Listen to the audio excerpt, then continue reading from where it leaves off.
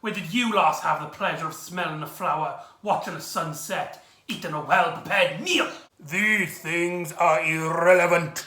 For some people, small, beautiful events is what life is all about. Hello and welcome back to the Doctor Who Marathon.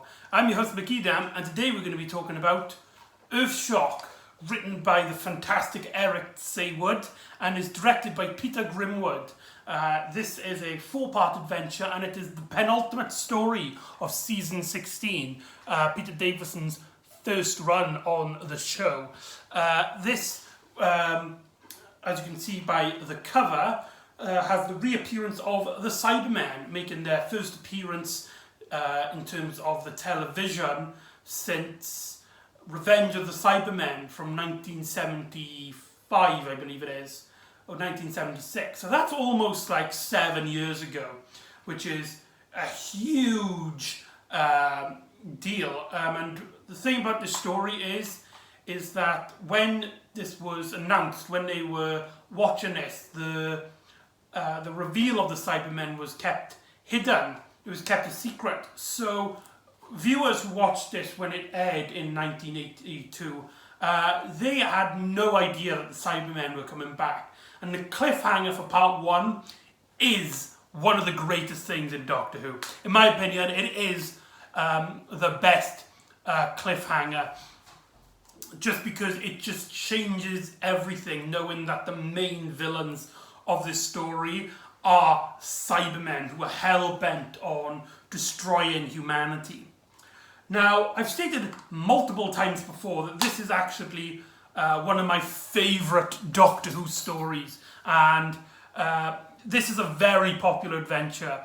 A lot of Doctor Who polls put this as Peter Davison's best story, or second best, second only to The Caves of Androzani. And it does have a lot to live up to. I mean, Eric Saywood wrote The Visitation, another popular story that aired on the same season. Peter Grimwood directed some of Doctor Who's greatest stories like Full Circle and Logopolis. This would be his last directing duties as in Doctor Who. He would later on become a Doctor Who writer, which we will talk about when we get there. But in terms of his directing, he was one of the best. And Eric Saywood at this time has proven himself with The Visitation that he can write a good story. Eric Saywood has proven that he can write a fantastic story. So John Nathan Turner did the very smart move of not only putting these two together, but letting them reintroduce a classic Doctor Who monster, the Cybermen. So let's get on to the story on hand. We start off seeing this expedition in, we hear about there was an attack in this cave, and there was this woman. She was the lone survivor, and now there's a military organisation investigating it in case it is some sort of terrorist attack. And so they go down to investigate in these caves, to which 2 of the military forces get interrupted by these 2 figures in black silhouette, and then they quickly get murdered and attacked, to which 2 of the people from the expedition get attacked by these silhouetted figures. On their scanners it appears as a flare of light of a life form, and then suddenly these 2 life signatures of the 2 people disappear, indicating that they were killed. And then, so that basically sets up the story that we have here, and it works phenomenally well. The dark, gritty colours of it and the very harsh directing style of it makes you it grounds this story, and it feels much more realistic compared to other stories in this era. And it's at this point then we cut back to the Doctor and Adric, into which he knocks on his bedroom door and shows him the book, The Black Orchid, the book that he was reading in, he got at the end of the last story, Black Orchid. But Adric doesn't feel like himself. He feels like he gets teased all the time, and the Doctor always makes time for Nessa and Tegan for their questions. Never makes time for Adric, and the Doctor's like, I'm sorry, I'll make more time, I promise. To which Adric says, I feel like an outsider. I want to go back to my own people. I want to go back to back into East Space, which then kicks off an argument as the Doctor refuses to help Adric figure out the way to get back into East Space, and we get the family dilemma here. And it's a great way of setting up Adric's character in this, as he's him and the Doctor have this kind of, they do really care about each other. I think it's clear that the reason why the Doctor doesn't really want to help Adric is because he doesn't want to lose him. He doesn't want him to leave the part of the TARDIS, and he doesn't want to actually go. And Adric really only is doing this to get the Doctor's attention. He's very clingy towards the Doctor. He's really doing this just like to get the Doctor's attention. And it starts off being very grouchy at the start, to the point where Adric asks the Doctor for his computer, and the Doctor's like, right, so if you're doing that, I'm going for a walk outside. And Tegan and Nessa try to talk the two boys out of it. So this story is really about the Doctor and Adric. Adric becomes the main companion in this, as he is with the Doctor throughout the majority of the story. And their relationship really helps very well here, as despite them arguing and despite their emotions shinging out, they are still friends. There's a bit after this where the Doctor's like, I'm sorry for shouting at you. I'll have a look, and if it's possible, I might consider at it. And Adric is like, don't worry, not only have I already figured out the course on how to get back into East Space, I don't really want to go. I was just acting out.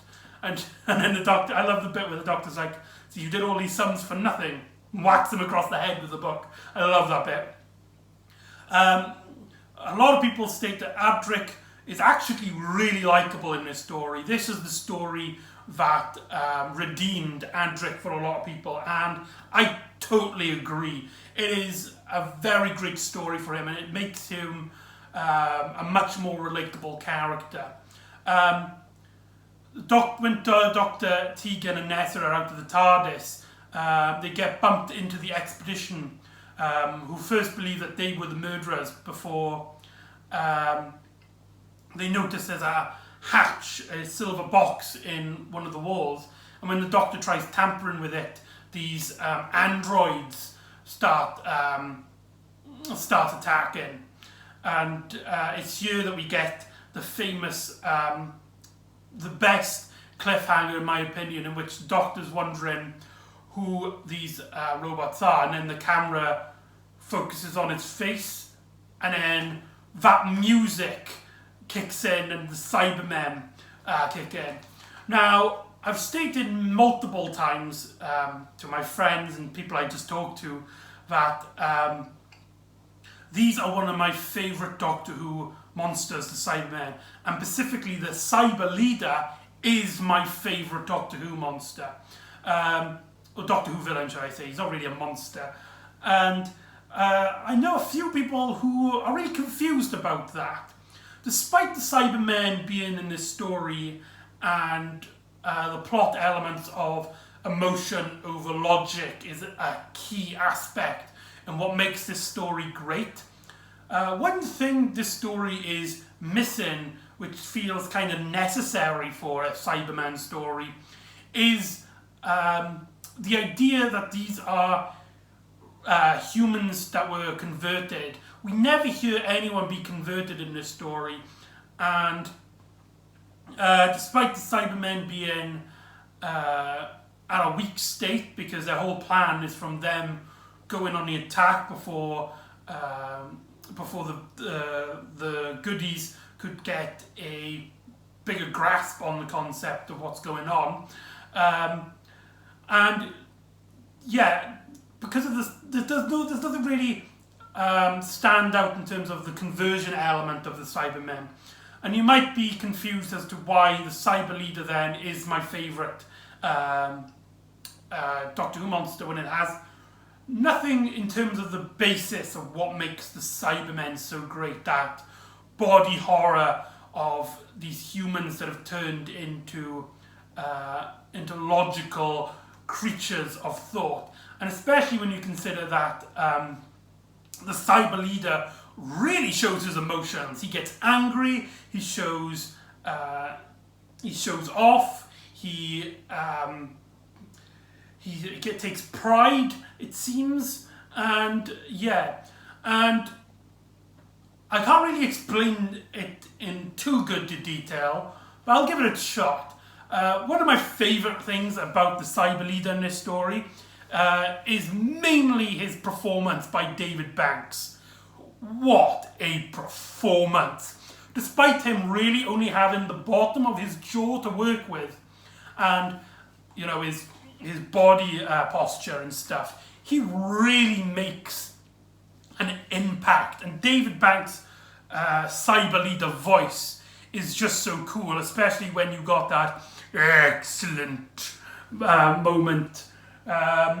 There's also some really great scenes in which the Doctor and the Cyber Leader are talking about their philosophy on emotions versus pure automatic logic. And those scenes take the story far into what makes the Cyber Leader so brilliant. He not only does he believe that emotions are a weakness, but he also proves it, which makes this such a threatening baddie. And I think the production overall in this story really helps as well, with the music by Malcolm Clark giving the Cybermen this bombastic theme, which I believe is called the March of the Cybermen. Look it up on YouTube, it's fantastic. And the costumes and the way that Peter Grimwood directs him, he always is in command, he's always in control, and he's you just look at him and the first thing you think is that this is a creature to be reckoned with. It is not to be reckoned with, sorry.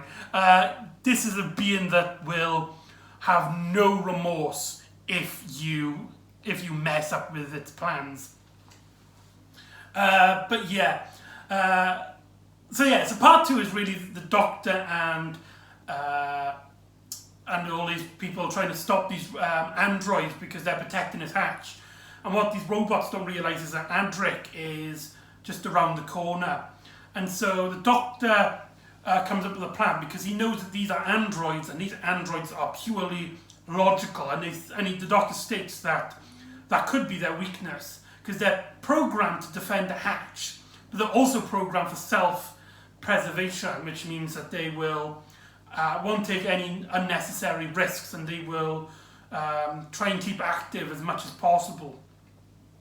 So, knowing that they're a bit damaged, the Doctor commands all of the forces to shoot the hatch, confusing their logics, as they don't know whether to defend the hatch and risk being destroyed, or save themselves and risk the hatch being destroyed.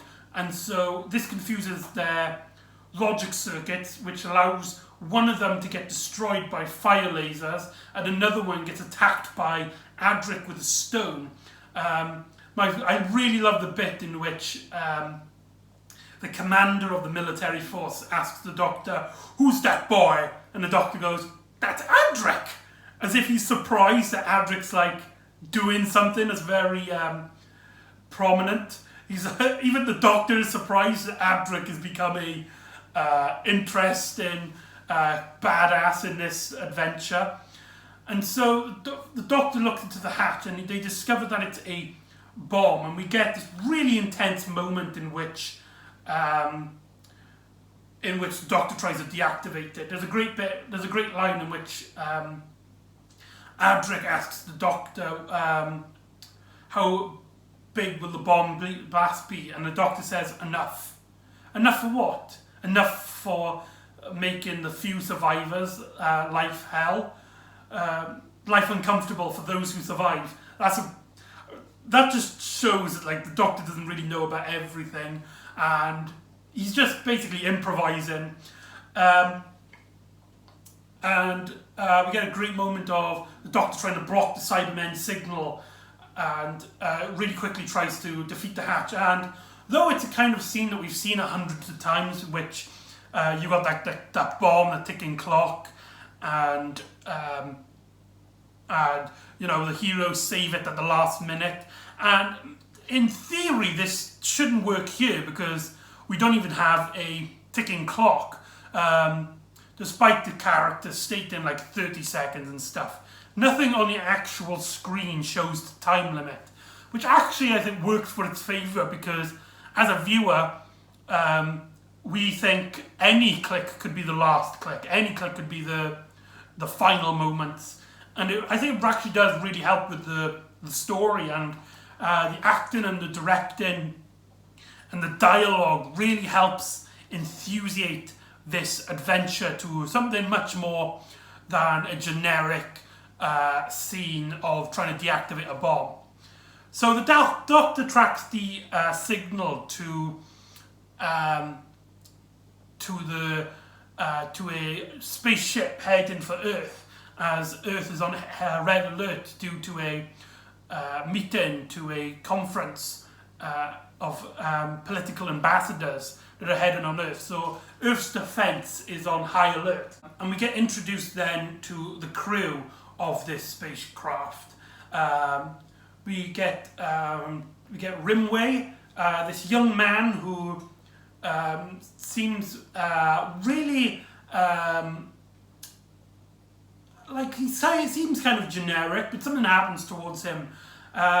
We also get this woman character who's like the second in command, flying the ship, and I really like this character. She's just your average Joe, and I like how there's a great scene in which she tells Rimway to smile when he's talking to the staff, give him some moral support.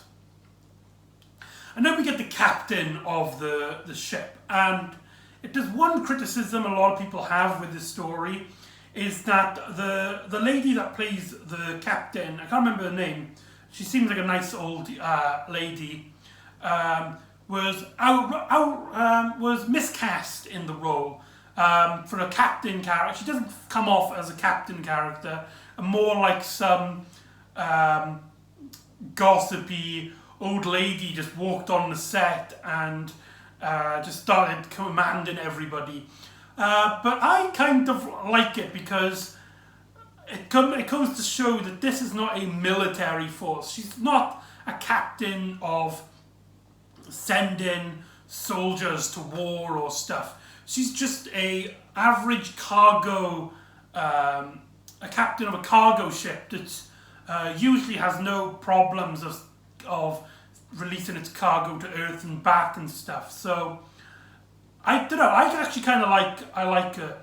And so the Doctor and Adric, they walk around in this basement in their cargo hold, and they discover 2 dead bodies.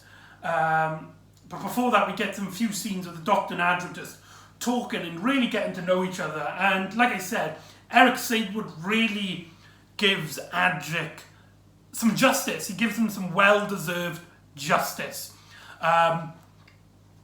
We get this bit about why a bomb and not any other, why not any other device? And Adric's like, if planet Earth's on red alert, missiles just won't get through. A bomb on the planet and goes off would be a perfect defense system. So Adric kind of works out why the bomb's for, and they have a little investigation, and they find a dead body, to which Rimway finds them the body, and he says, "We'll execute murderers. On this ship, we execute murderers." And then that's the cliffhanger from part 2. Probably the weakest cliffhanger of this story, but it's still pretty good, and there's not really much to talk about it.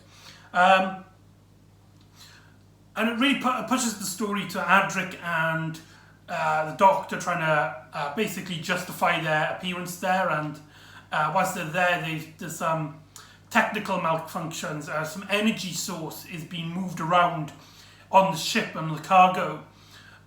We later learn that it is actually the Cybermen are on the ship, and they're setting up a small group of their armies. And it's here that the Doctor sees the Cybermen walking in the corridors on the screen, and when that camera zoom on Peter Davison's face, and Peter Davison's acting when he realizes it's the Cybermen, that is just some iconic television. Something about it is just beautiful.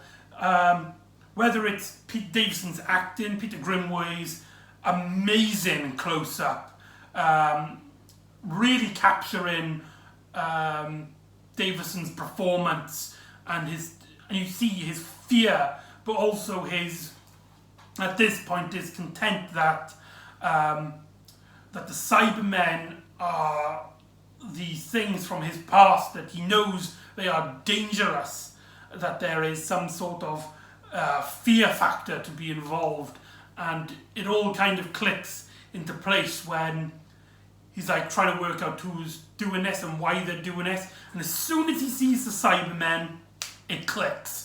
He clicks and he understands why everything's gone wrong, and he never states it. He never says, right, it was the Cybermen who set the bomb. It was all this and all that, and why they did this and why they did that. But you see in the Doctor's face, he knows. And we get then scenes in which the Cybermen are just slaughtering this crew, and they really show, it's a great introduction to these newly designed Cybermen. They are a force not to be reckoned with. They will murder you and they will destroy you, and they get pretty far. They even get to the door before the Doctor sets a antimatter molecular structure machine to basically seal the door off. And you see this imagery of like a Cyberman stuck in the door, which reminds me a lot of the when Han Solo is trapped in that thing in Empire Strikes Back and Return of the Jedi. So some really cool imagery there. But the door then explodes as the Cyber Leader's like, right, we're done with melting the door to try and get through, softening the door to try and get through. Let's just blast it open. And they blast it open, and then you get a march. The Cybermen just come in and just basically take over the command center. They've basically won. And this is where we get the real reason why we really just love the Cyber Leader, as we see all the Cybermen basically get out and ready, and then the Cyber Leader just walks in, and you've got that really intense music that emphasizes just how threatening he is. And he just slowly walks up to the Doctor and he goes, "We meet again, Doctor." And then that music keeps playing as he wanders around. And all he has to do is this. It reminds me a lot of the start of The Godfather, in which we as an audience viewer get to see how powerful a character is, just because they don't say anything and they just use their hand gestures. And Peter Grimway does a fantastic thing in which every time he does this, the Cyber Leader comes up right up to the camera and turns away. So you just see like his arm and maybe the side of his stomach, and he does like his hands gestures. So it puts it right in the forefront of the camera, and it shows the intensity of the situation. And when the Cyber Leader, the Cyberman, walks up to the Doctor, and you think he's going to shoot the Doctor, but then he turns around and shoots Grimway. and then it's revealed that Grimway was actually working for the Cybermen, and they believed that he was a traitor because he said there was only a few on board. But because the Doctor brought the military expedition from the caves, the cyber leader doesn't really put two together, and so he believes that Rimway was a traitor. So it just goes to show that you can't mess with the Cybermen. And later on, Tegan with the expedition, they go and try and attack as many Cybermen as possible. There's a great scene in which they see two of them just casually talking, and the captain tells Tegan, it's like, you see all those people, they had the same guns as us. Yes, and so? Well, do you see any of those silver bodies lying on the floor? And you're just like, holy shit, they have no chance. But because they're no military, they do actually work a way of trying to kill the Cybermen. And there's a really intense moment in which one of them is weakened, and Tegan runs up to get the gun and just shoots it in the chest, showing that Tegan is a fantastic badass. And she goes into, and when they realise it's too dangerous, they start heading off to the TARDIS, only for Tegan to get captured by a Cyberman. Now, one complaint I do have with this story is that Nessa has nothing to do. I literally can't think of a single thing that she does. In fact, I think she stays in the TARDIS when they go back in the ship, and she doesn't really leave. And we cut to her a few times where she's reassuring one of the girls that everything will be alright and not to worry.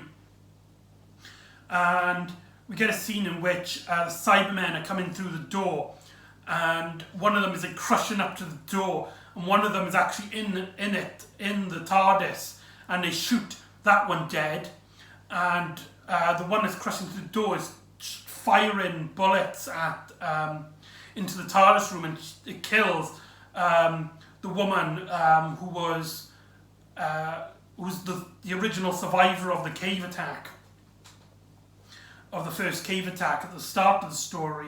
And the story doesn't really like emphasize on it. You see her die, and then it's never like it's a pity, it's a shame. She just dies, and that's the last you hear of it, showing that the Cybermen are so dangerous that you don't have time really for mourning.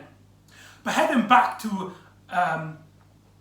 the Doctor and stuff, Tegan gets taken to the bridge, and it's here that we get probably my favourite scene in all of Doctor Who, in which the Cybermen, the Cyber Leader and the Doctor are confronting about the ethics of emotions.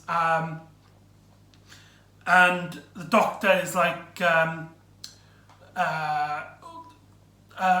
when's the last time you smelt a flower, eaten a well-prepared meal, watched the sunset? And the Cyber Leader's like, these things are irrelevant, but to small, beautiful lives, that's what life is all about.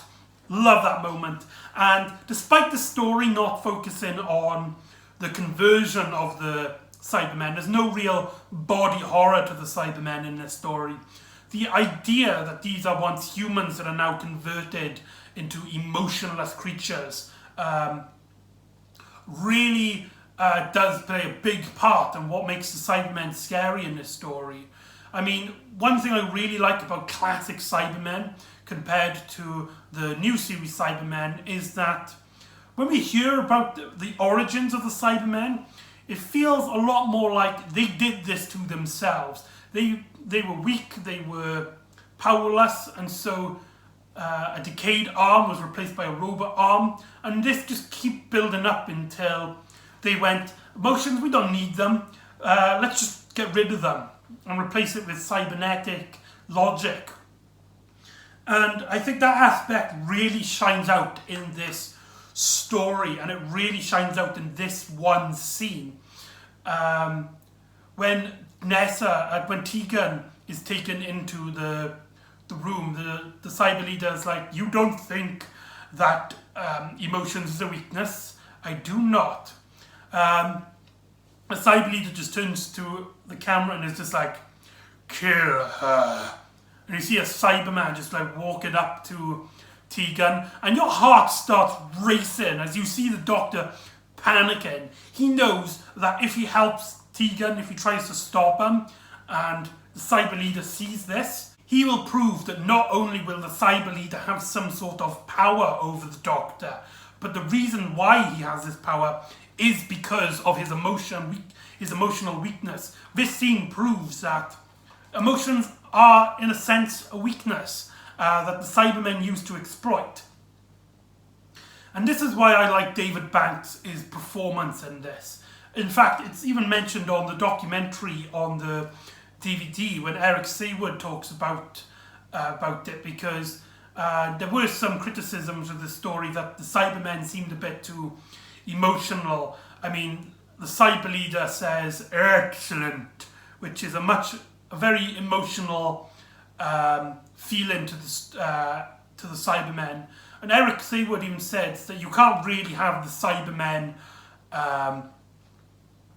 Cybermen really completely like robots, because then you're just having the Doctor talk to a robot, and that can become really boring. So you need kind of like the Cybermen having some sort of the appearance of emotions. So the cyber leader gets angry, and he takes great pride in the fact that he's won this argument with the Doctor.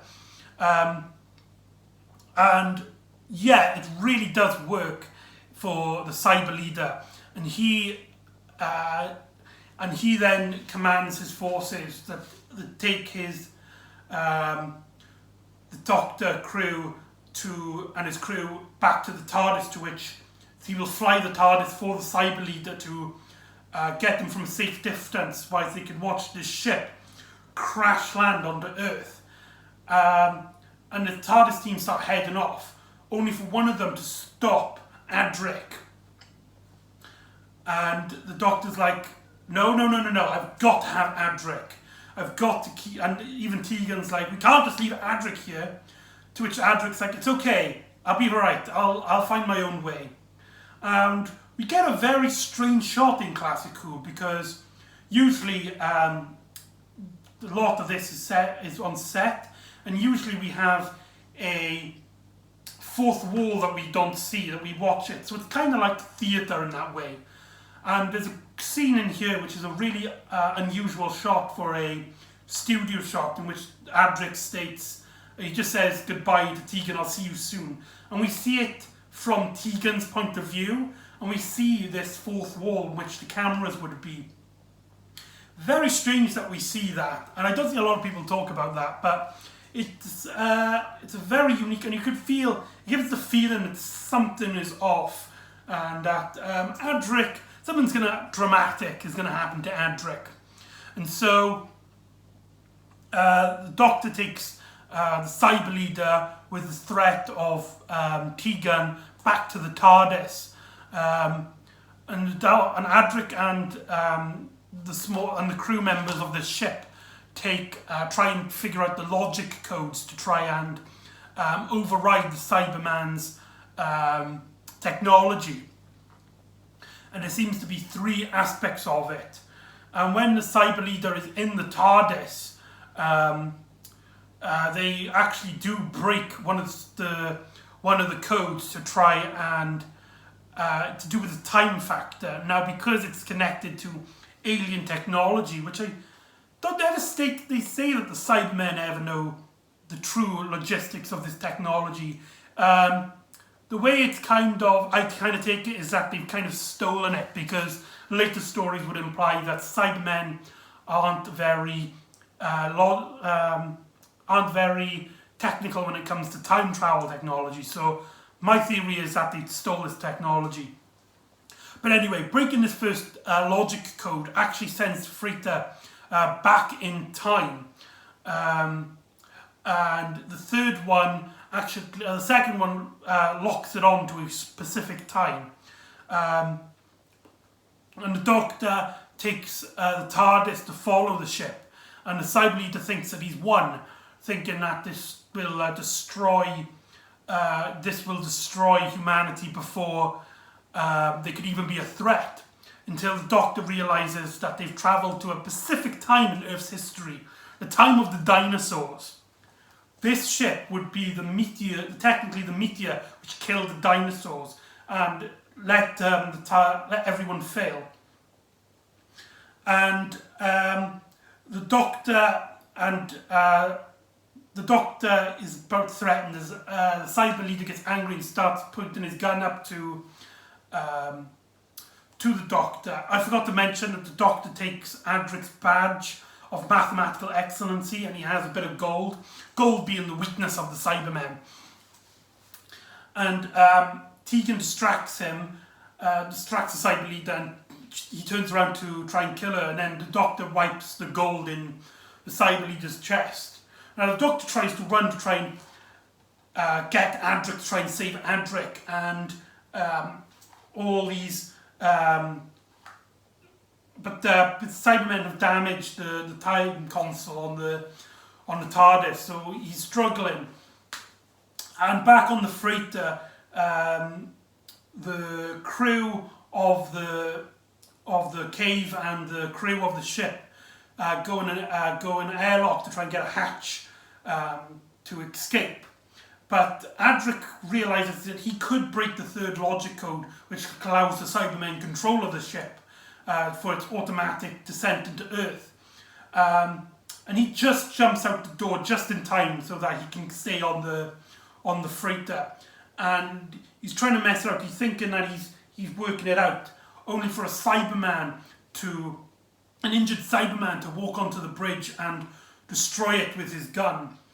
Destroy the computer with his gun.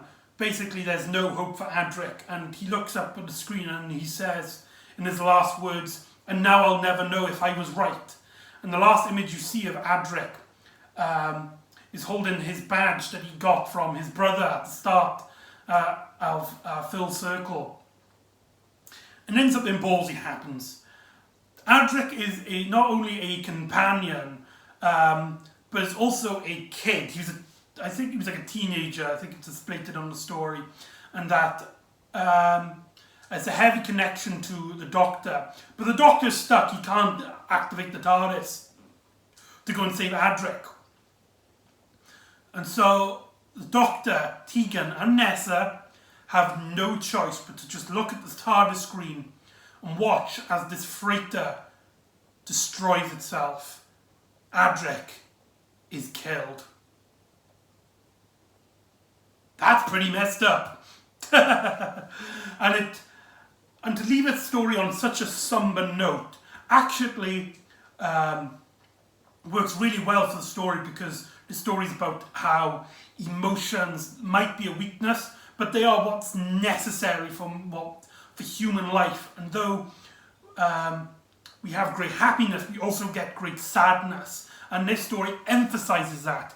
It points that right into your face, the meaning of the plot, by having one of the Doctor's companions, a young boy that has basically been his ward, who has stuck with him since his fourth regeneration, dies.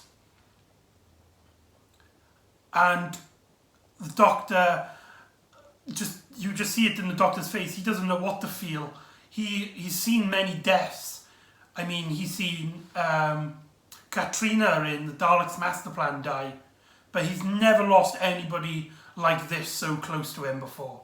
This is the first companion, the first true companion to die. And it's a young boy as well. And that really gets to the Doctor as Tegan and Nessa just break down in tears. And the story actually ends with silent credits showing the broken star of mathematical excellency of Adric's. And the credits just roll in silence. And that's the end of Earthshock. So yeah, this is my favourite Doctor Who story, one of my favourite Doctor Who stories anyway, and it really shows why this TARDIS team really worked, and it showed how Eric C. Wood not only proved himself a brilliant writer in The Visitation, but shows that he's probably one of the best writers for the series with this. The Cybermen are perfectly realised. The Doctor and Adric are perfectly realised. The plotting of the story is perfectly realised. The scenes with the Cyber Leader and the Doctor talking about their emotions and their and the weaknesses of that, perfectly realised. And I can't really fault it. Yeah, it may have one or two, not really issues, but nitpicks, like Nessa doesn't have a lot to do. The Cybermen, despite supposed to be emotionless creatures, are very emotional in the story, though, like I stated, there is good reason for it in terms of how story structure works. And apart from really those really small nitpicks, I think, this story is a 10 out of 10. So yeah, go watch it.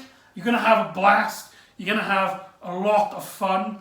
I recommend maybe watching a few Adric stories prior to watching this. I mean, the real grip of the story is Adric, so yeah, but really do watch this. It is one of my favourite Doctor Who stories. And that's Earthshock.